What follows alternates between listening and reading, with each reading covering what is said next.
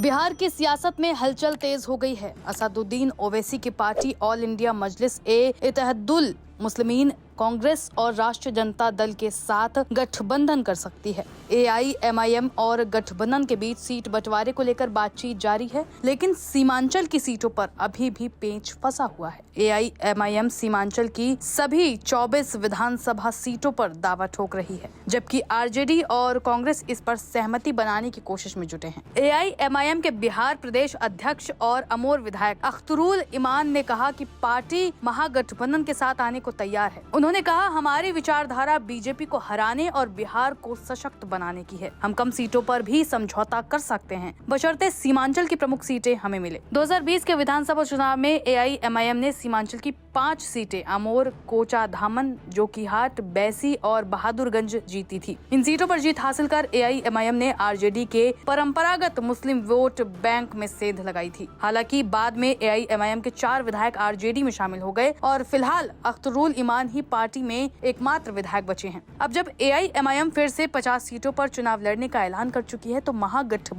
गठबंधन की संभावना ने पार्टी का रुख लचीला कर दिया है। सूत्रों के मुताबिक तेजस्वी यादव ओवैसी की पार्टी को 8 से 10 सीटें देने पर विचार कर रहे हैं, लेकिन कांग्रेस और वाम दल अपने हिस्से की सीटों में कटौती को लेकर सहज नहीं है। अख्तरुल इमान ने हाल ही में एक टीवी चैनल से कहा कि महागठबंधन से बातचीत सकारात्मक रही। उन्होंने कहा, दोस्ती में हमेशा छोटा पहल करता है, लेकिन जब तक बड़ा हाथ न बढ़ाए बात आगे नहीं बढ़ती। उन्होंने RJD और कांग्रेस से आग्रह किया कि सांप्रदायिक ताकतों को हराने और सामाजिक न्याय की सरकार बनाने के लिए उन्हें दिल बड़ा करना होगा। AIMIM का मानना है कि बिहार में अभी की NDA सरकार सौहार्द बिगाड़ रही है और दलितों, वंचितों व अल्पसंख्यकों के न्याय के लिए एक व्यापक गठबंधन जरूरी है। ओवैसी ने भी हाल ही में बिहार के दौरे पर 50 सीटों पर लड़ने का ऐलान किया था। बिहार चुनाव नजदीक आने के साथ साथ सियासी समीकरण भी तेजी से बदल रहे हैं। AIMIM और महागठबंधन के बीच गठबंधन अगर होता है तो सीमांचल की राजनीति में इसका बड़ा असर